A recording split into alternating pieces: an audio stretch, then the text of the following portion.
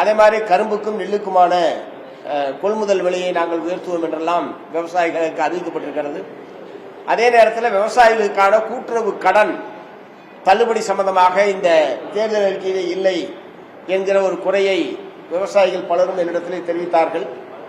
நேற்று மாலை மாண்புமிகு முதலமைச்சர் அவர்களிடத்தில் இந்த விவசாயிகள் பெற்றிருக்கக்கூடிய கூட்டுறவு கடனை தள்ளுபடி செய்ய வேண்டும் என்கிற தள்ளுபடி செய்வோம் என்கிற வாக்குறுதியை நீங்கள் வழங்க வேண்டும் என்று நேற்றைய தினம் மாண்புமிகு முதலமைச்சரிடத்தில் நேரடியாக சந்தித்த போது நாங்கள் கேட்டுக்கொண்டிருக்கிறோம்.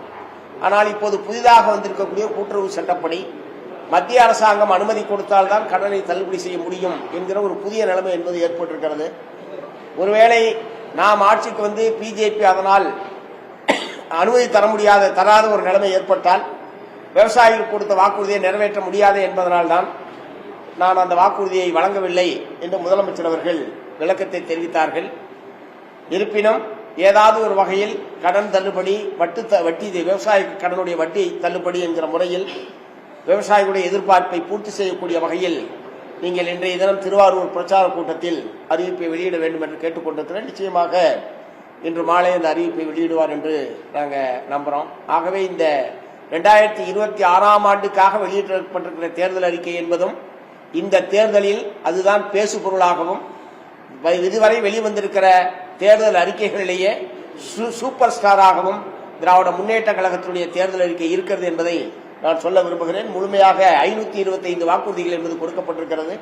இந்த 525 வாக்குறுதிகள் நிறைவேற்றப்பட்டால் அரசின் மூலமாக பலன் பெறாத எந்த ஒரு குடும்பமும் இல்லை என்கிற நிலைமையை நிச்சயமாக ஏற்படுத்த முடியும்.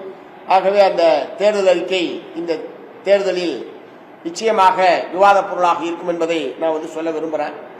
நான்காவது, மத்திய அரசாங்கத்துடைய தமிழ்நாட்டுக்கு விரோதமான நடவடிக்கைகளை எதிர்த்த ஒரு 5 ஆண்டு கால போராட்டத்தை இந்த கூட்டணி வலிமையாக நடத்தியிருக்கிறது. தமிழ்நாட்டுக்கு வரவேண்டிய மக்கள் நல திட்டங்களுக்கு அனுமதி தராமல் மறுப்பது, நிதி வழங்குவதிலே பாரபட்சமாக நடந்து கொள்வது, அரசியல் சாசனம் மாநில அரசாங்கங்களுக்கு வழங்கியிருக்கக்கூடிய அதிகாரங்களை பறிக்கக்கூடிய வகையில் சட்டத்துக்கு விரோதமாக நடந்து கொள்வது, வெறுப்பு அரசியலை முன்னிறுத்தி அரசியல் நடத்துவது போன்ற இந்த விஷயங்கள் எல்லாம் ஏற்கனவே கடந்த 5 ஆண்டு காலமாக தமிழகத்தில் பட்டி தொட்டி எங்கும் விவாதிக்கப்பட்ட ஒரு விஷயமாக இருந்திருக்கிறது. ஆகவே மத்திய அரசாங்கத்துடைய தமிழ்நாட்டுக்கு விரோதமான, உழைப்பாளி மக்களுக்கு விரோதமான இந்த அணுகுமுறையும் இந்த தேர்தலில் எங்களுடைய பிரச்சாரத்தில் மிக முக்கியமாக எடுத்துச் செல்வோம். தமிழ்நாடு முதலமைச்சர் அவர்களும் தன்னுடைய பிரச்சாரத்தில் இதற்கு மிகுந்த முக்கியத்துவம் கொடுப்பார்.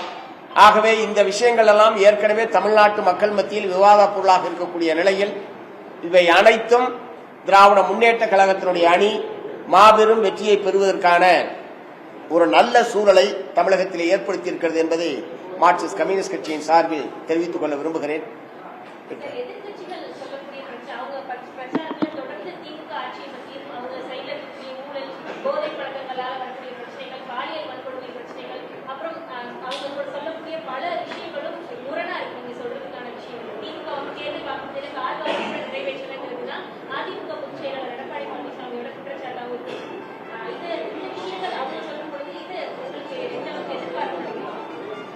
இல்ல, கடந்த முறை கொடுத்த வாக்குறுதிகளில் கிட்டத்தட்ட 90% மேலான வாக்குறுதிகள் என்பது நிறைவேற்றப்பட்டிருக்கிறது.